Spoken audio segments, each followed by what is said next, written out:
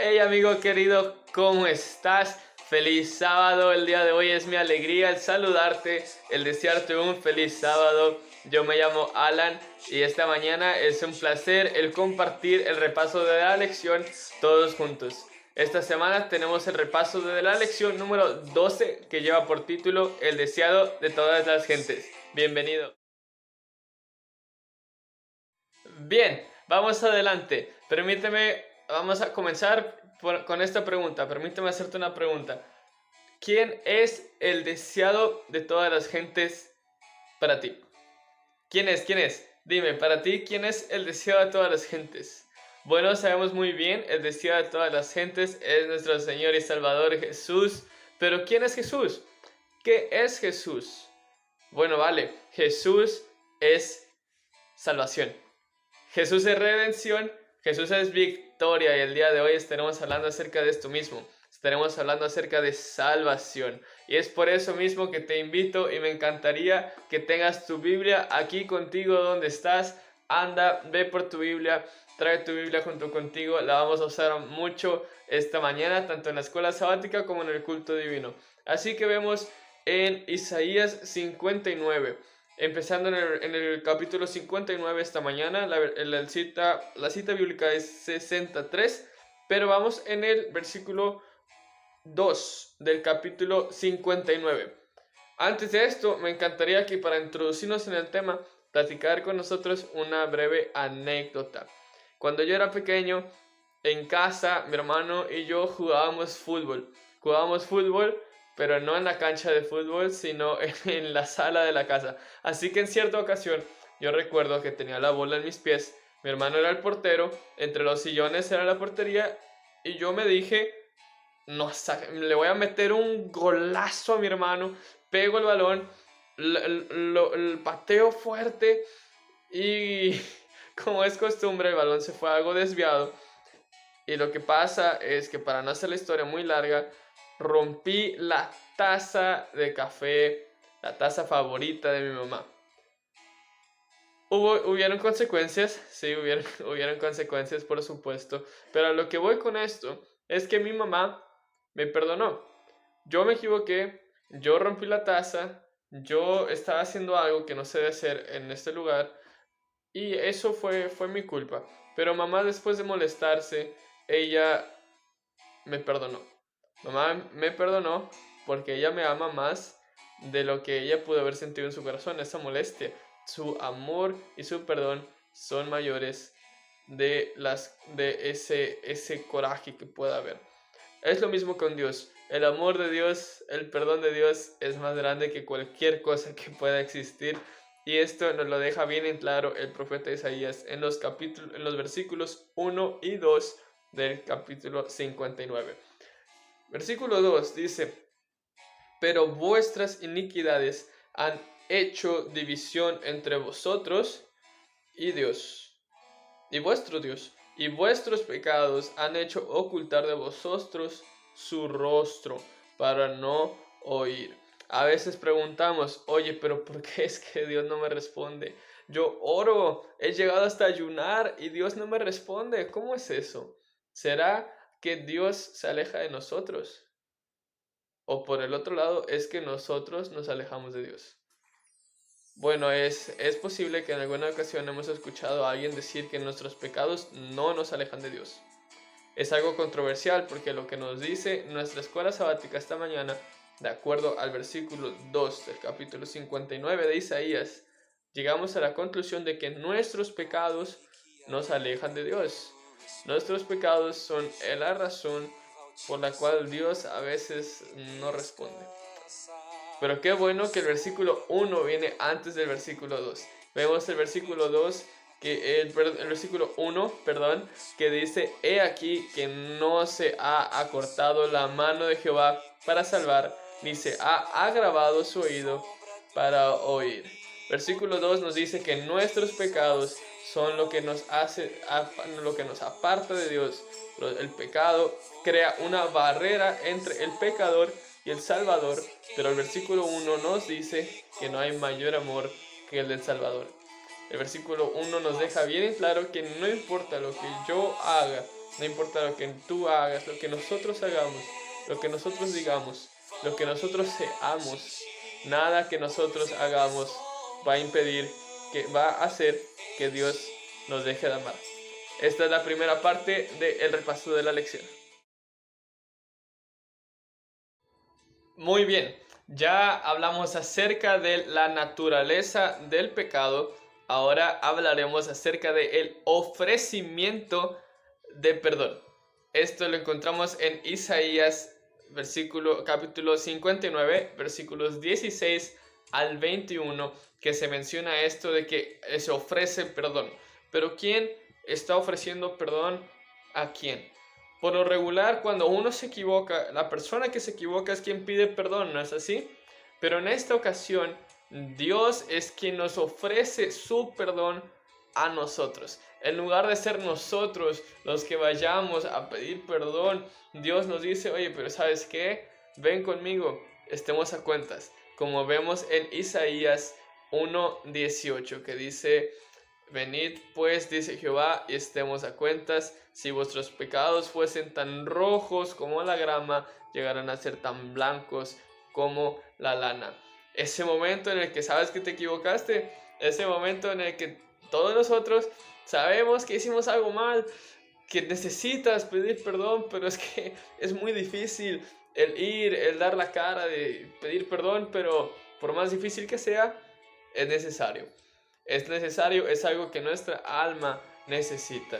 Llegar a los pies del Padre, confesar nuestros pecados, pedir perdón y contemplar cómo la gloria de Dios nos purifica, cómo el deseado de todas las gentes hace su labor y cumple nuestro propósito en nuestras vidas. Este mismo mensaje de pedir perdón también lo encontramos en Jeremías 31:34. Y la clave de todo esto acerca de aceptar el ofrecimiento, porque a fin de cuentas es un ofrecimiento que Dios nos hace, es la necesidad de abandonar el pecado. Es interesante porque esto lo predicaba el profeta Isaías, quien también es conocido como el profeta evangelista, y lo encontramos en los evangelios también. Incluso más adelante de los evangelios, incluso después de la ascensión de Cristo, Pedro y los discípulos predicaban este mismo mensaje. Es lo que Pedro predicaba en Hechos capítulo 3, versículo 19. Pedro predicaba, así que arrepentíos y convertíos, para que sean borrados vuestros pecados, para que vengan de la presencia del Señor tiempos de refrigerio. De la presencia del Señor vienen tiempos de refrigerio. También la fe por la que somos salvos se manifiesta por nuestras obras, algo que también se predica en el Nuevo Testamento, que lo menciona Santiago, hermano de Jesús, que dice en la Epístola Universal de Santiago, capítulo 2, versículo 26, porque dice que como el cuerpo sin espíritu está muerto, así también la fe sin obras está muerta. Podemos sentir el perdón, podemos pedir perdón, podemos declarar al mundo que Jesús es Rey y nuestro Salvador, pero si no manifestamos nuestra fe, si no obramos, nuestra fe no está completa. Así como no somos salvos por las obras nada más, tampoco somos salvos por la fe solamente. Es un balance precioso y perfecto que nuestro Dios nos enseña día a día. Esta es la segunda parte del repaso de la lección. La obra de los redimidos. Ahora estamos en el capítulo 60 de Isaías. Capítulo 60, versículos 1 y 2 se habla acerca de la futura gloria de Sión. Levántate, resplandece, porque ha venido tu luz, y la gloria de Jehová ha nacido sobre ti. Porque he aquí que tinieblas cubrirán la tierra, y oscuridad las naciones, mas sobre ti amanecerá Jehová, y sobre ti será vista su gloria. Podemos remarcar dos verbos en el versículo 1. El primero es levántate. En Mateo capítulo 9 se nos cuenta la historia de un paralítico que fue curado. Fue curado por Jesús. Y este paralítico escuchó la voz de Jesús que le dijo, levántate y anda. Es necesario notar que el paralítico no fue curado cuando se le dio la orden. El paralítico fue curado, el paralítico fue sanado cuando creyó en la orden del Señor Jesús. Es así como funciona con el deseo a todas las gentes. Él tiene el poder, pero si no lo creemos, si tú, mi querido, si yo, amigo, no creemos en el poder de Dios, no podremos contemplar sus maravillas. Somos salvos, somos sanados cuando comenzamos a creer. Su fe, la fe del paralítico, lo sanó y lo salvó. La salvación no es simplemente creer, la salvación es creer y compartir el mensaje. Y lo más que tú compartes el mensaje, lo más que te comienzas a parecer a Jesús. Es nuestro placer el parecernos un poco, tan siquiera, a nuestro Creador.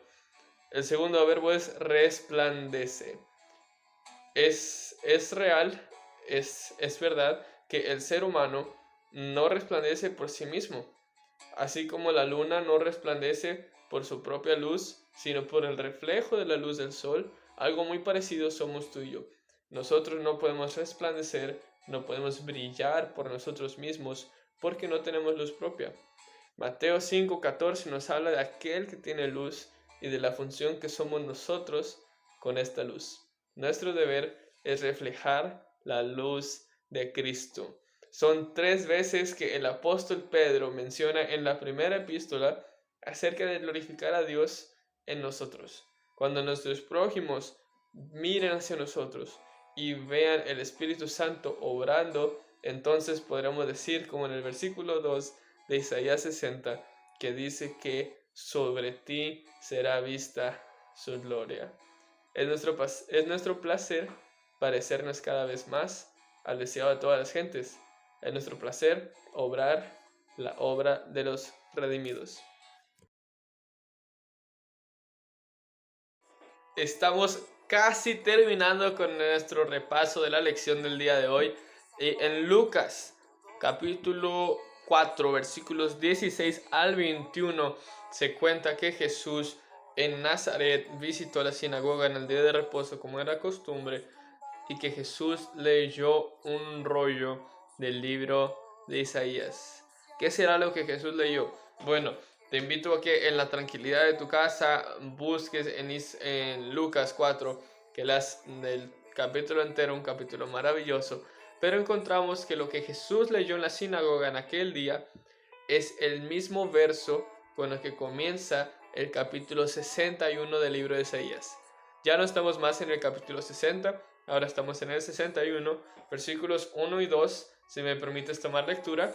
Dice que el Espíritu de Jehová, el Señor, está sobre mí. Es Jesús quien leyó esto en la sinagoga, porque me ungió Jehová, me ha enviado a predicar buenas nuevas a los abatidos, a vendar a los quebrantados de corazón, a publicar libertad a los cautivos y a los presos apertura de la cárcel, a proclamar el año de la buena voluntad de Jehová. El año de la buena voluntad de Jehová. ¿En qué consiste esto del año de la buena voluntad? Bueno, el versículo 1 dice, el Espíritu de Jehová el Señor está sobre mí. Cristo es quien hace que todo esto tenga sentido. En estos versículos se habla acerca de la venida de Cristo. Pero ¿será que estamos hablando acerca de la primera o de la segunda venida de Cristo?